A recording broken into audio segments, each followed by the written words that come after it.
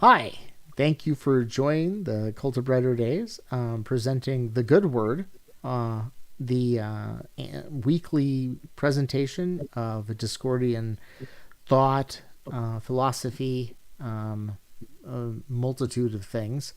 And I'm Michael Anderson Henderson, Johnny Panic Dorland, and prefect of the acceptance of the overwhelming room of solitude. And I'm here with. Richard the 50th, Regional Step Pope of Northeast Wyoming. And we are going to go over today in our discussion of the good word, the law of fives, the Discordian law of fives. But to open up the service for today, I'm going to turn it over to Richard to basically welcome people to the church or the cult. The church? The church is a building. We can have a cult with a church, correct? Yes, we can do that. Okay. Welcome them to the church. Thank you very much. Take it away, Richard. Brothers Brothers and sisters, I stand before you today as a proud member of the Cult of Brighter Days, a community that embraces the teaching of Eris, the goddess of chaos and discord. Now, you might be wondering why we would choose to follow a goddess of chaos, but that's because you've been conditioned to fear chaos, to see it as something negative and harmful. But Eris teaches us that chaos can be a force for good, that it can lead to creativity, innovation, and new possibilities. In the Principia Discordia, we learn that there is no one right way to approach the world. We're encouraged to challenge authority, to question the status quo, and to embrace our own unique perspectives. And in so doing, we discover that there are endless possibilities for growth and self discovery. But perhaps most importantly, the Principia Discordia reminds us to find the humor and absurdity in life. We're encouraged to laugh in the face of adversity, to find joy in the midst of chaos, and to embrace the unexpected. And that's what the Cult of Brighter Days is all about. We take the news, even the most horrific stories, and find a way to put a positive spin on them. We celebrate all religious viewpoints because we recognize that there are many paths to the divine. So, I encourage you to embrace the teachings of Eris, to embrace the chaos and discord of life, and to find the humor and positivity in every situation. Because when we do, we discover that every day is a brighter day. Hail Eris, and may we always find the good news in life. Thank you very much, Richard. So to go on to our lesson for today, which is the rule of fives. So, brothers and sisters, I stand before you as a proud member of the Cult of Brighter Days, a community, again, that celebrates the teachings of the Principia Discordia. Now, one of the most important principles of the Principia Discordia is the law of fives. Now, this law states that everything in the universe is connected and that all events can be reduced to the number five. We see the law of fives reflected in nature, in mathematics, and in the very structure of the universe itself. But the law of fives is not just an abstract concept. It has practical application in our everyday lives. When we recognize the interconnectedness of all things, we gain a new perspective on the world. We see that every action we take, no matter how small, has a ripple effect that can impact the entire universe. In the Cult of Brighter Days, we embrace the law of fives by seeking out the positive connections between seemingly unrelated events. We find joy in the unexpected coincidences of life, and we celebrate the fact that everything is connected. But perhaps more importantly, the law of fives reminds us to be open to new experiences and perspectives. When we recognize that all things are connected, we become more open minded and accepting of others. We see that every person we encounter is a part of the same universal web of connections that we are. So I encourage you to embrace the law of fives, to see the interconnectedness of all things, and to find joy in the unexpected. Because when we do, we discover that every day is a new adventure, full of endless possibilities. So hail Eris, and may we always be open to the interconnectedness of the universe. Now, Richard, how do you approach the law of fives? And can you see how this would be useful or is useful in your worldview and your daily um, lifestyle, living? Well, I think think of the world, I look at it from a quantum perspective. Okay.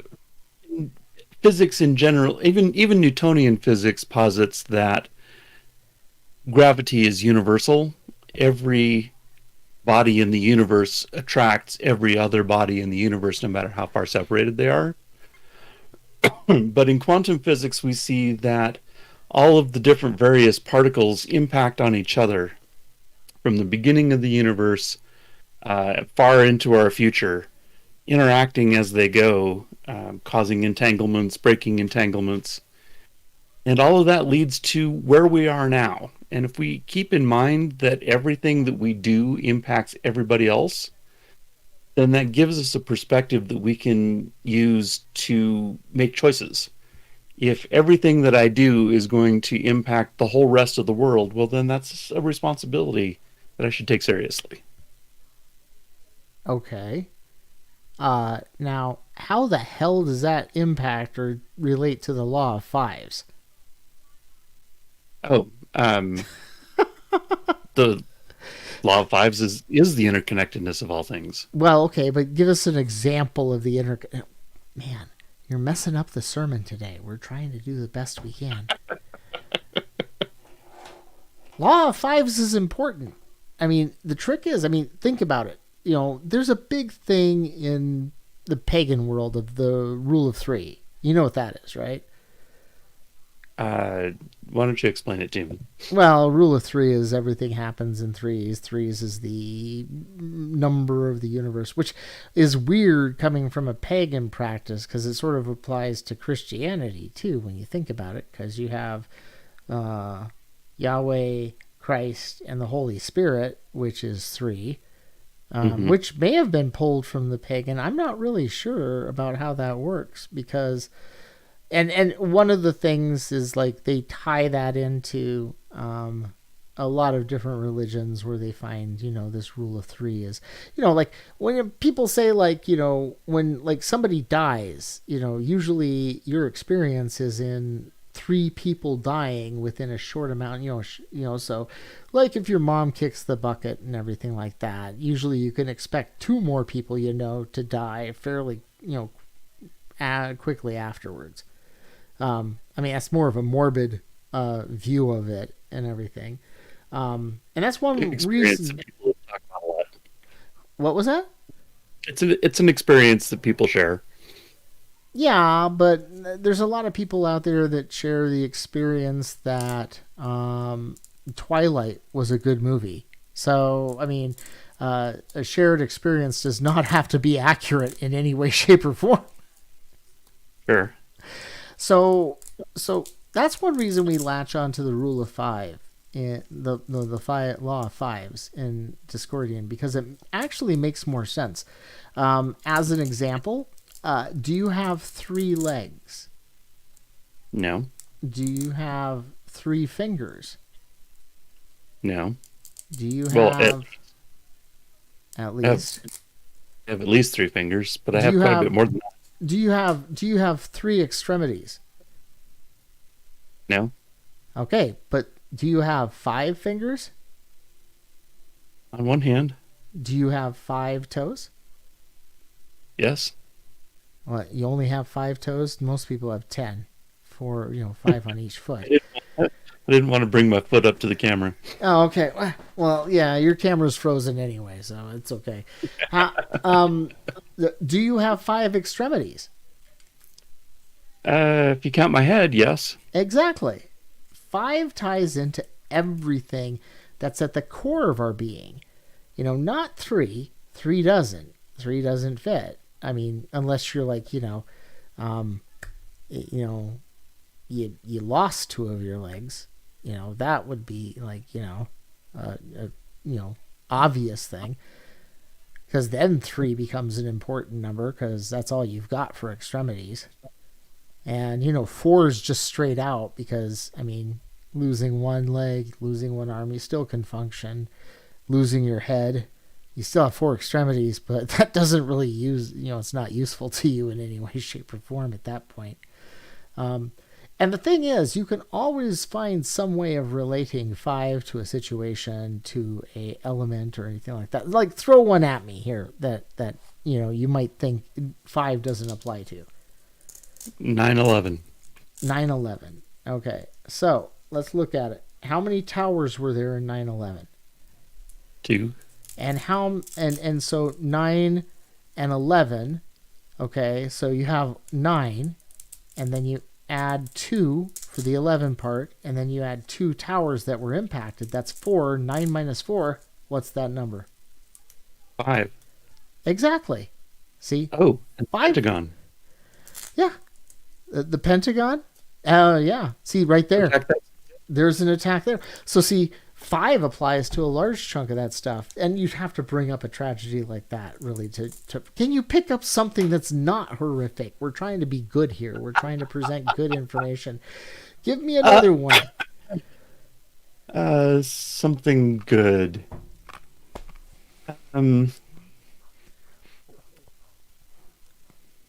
Oh, what does that say about me? Well, no, not something good. Something that's not absolutely terrifying or horrific. That we can look at and see how the number 5 applies to it. My birthday is next week. Your birthday is next week, and so what day is your birthday? The 23rd. The 23rd. 23rd. When you add those 2 days together, the dates together, what does that come up to? 2 plus 3 is 5. Exactly. There's 5. You can go in. What year is it? 68.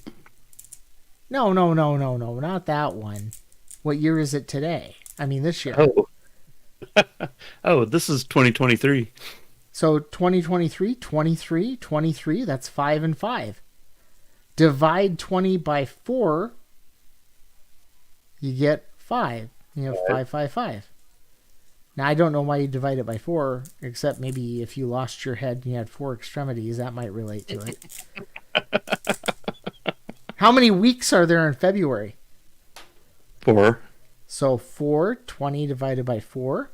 There's 5, 5, 5, 5. Yep. February is the only month that has exactly 4. There you go. If that's not telling you the absolute truth of the universe, I don't know what is.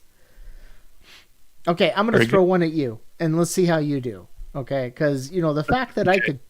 Another proof of the fact that this is so concrete in the development and the functioning of the universe is the fact that I came up with all those thoughts in my general limited, mental state as quick as I did. So see, that's a obvious sign that this is important to the universe. So let me throw one at you. Let's see how you do. Okay. I'm going to say Home Depot. Home Depot. Yeah, that's a little tough to find the number 5 in correlation to Home Depot. But there has to be a connection. It's all connected. There has to be a couple connections.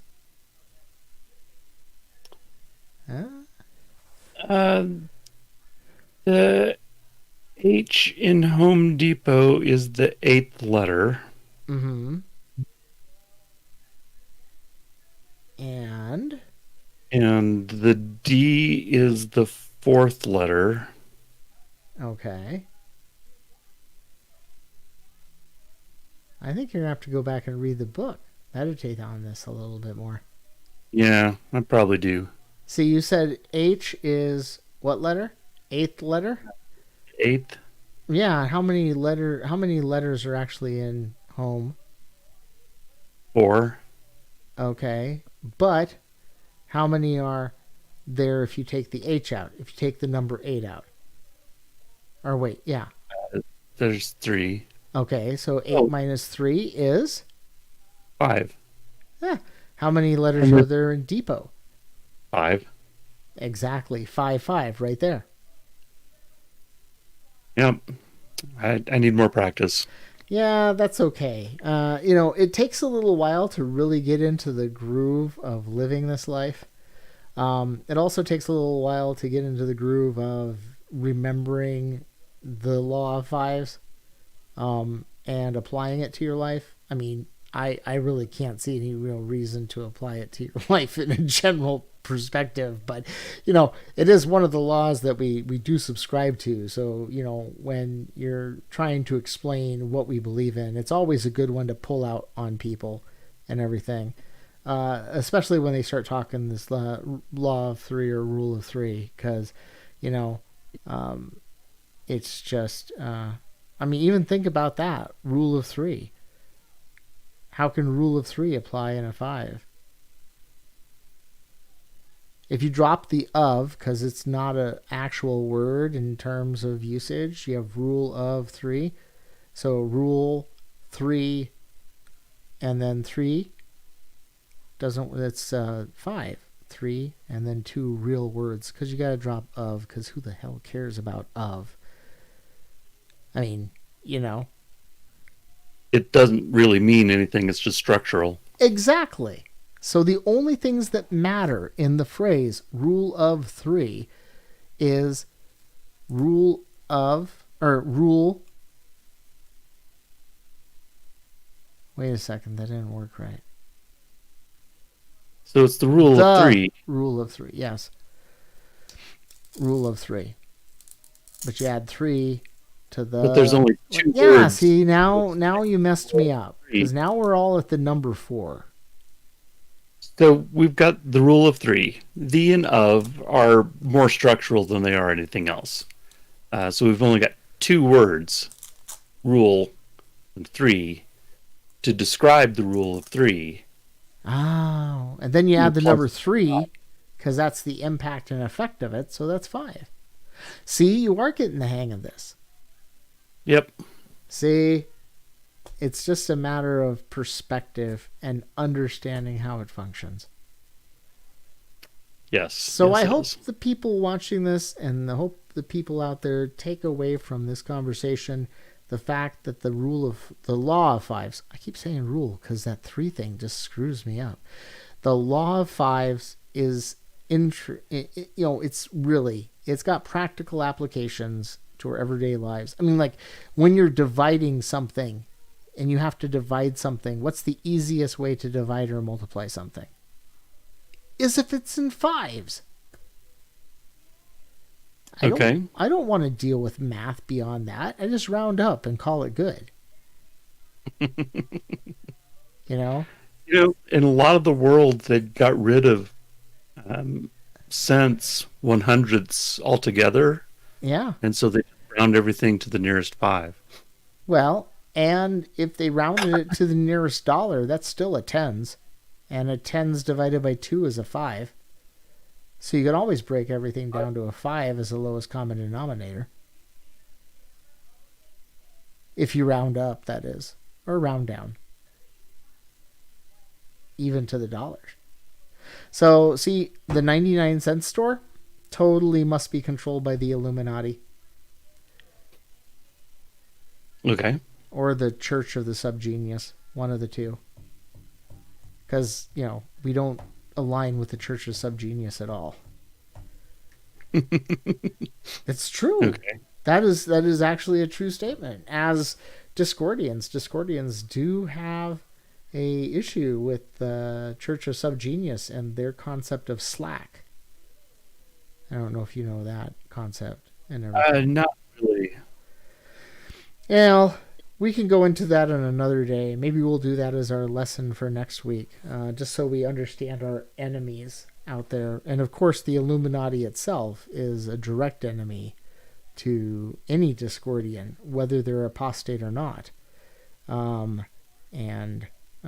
Unfortunately, we are sort of apostate from Discordians, but then again, pretty much every Discordian group is apostate from Discordians. So, and then you have individual members who are usually apostate from everybody else. So, yeah. But that's the true nature of Discordianism. And that is the way we want to spread the good word. Because the good word is Discordians accept everybody. Whether they're right or wrong. Because we all know we're wrong. And that makes us right in some way, at least. That's true. Yep. We got to, come up with a few more catchy phrases because this babbling and everything doesn't really tie into those we need catchy phrases so we can come up with merch and things like that because that's the only way we're going to stay alive. So, anyways, I think that wraps up this week's lesson and everything. I'd like to have everybody check out our website. We'll be posting a schedule of when we'll be doing live streams and potential interviews for absolutely no reason at all with people that we have no idea who they are because that's just what we do. That's how we roll and everything. And our Twitch channel. And I'd like to also invite anybody who wants to join the cult of the Brighter Days to let us know. We're more than happy to accept any members, provided you're not jackasses. And even if you're jackasses, you can join. You just don't bother to talk, because we're all about positivity, despite how horrible it is. There's always a positive silver cloud around it. This is your, what do they call it? What was it? Leader, priest, high priest? What's a good title? Shepherd. I am shepherding you into the world of discord, chaos, and confusion, which is something we all suffer all the time anyway, so just get used to it. I am Michael Henderson Andrew Johnny Panic Dorlin, prefect of the acceptance of an overwhelming vermicelitude. And I am Richard the 50th, regional step pope of Northeast Wyoming. Join us next week for a live stream of the Piece of the Good Word, where we bring about philosophy and Discordian concepts and explain them in a way that may make sense to you or might not. Who knows? Not that it really matters. And join us every day for a live stream of the good news, keeping it relevant. So if you watch it like a month later, it's probably not relevant, but it might be interesting to look back. I don't know. What do you think, Richard? I think it's always interesting. As a historian, I'm always in favor of looking back, too. Well, and at least we try to keep things entertaining, that's for sure. Whether we are or not, it's another question, but we try to. You got to give us credit. We try to. Amen. So anyway, walk us out, Richard. Thank you for joining us for the good word from the Cult of Brighter Days. Have an excellent week.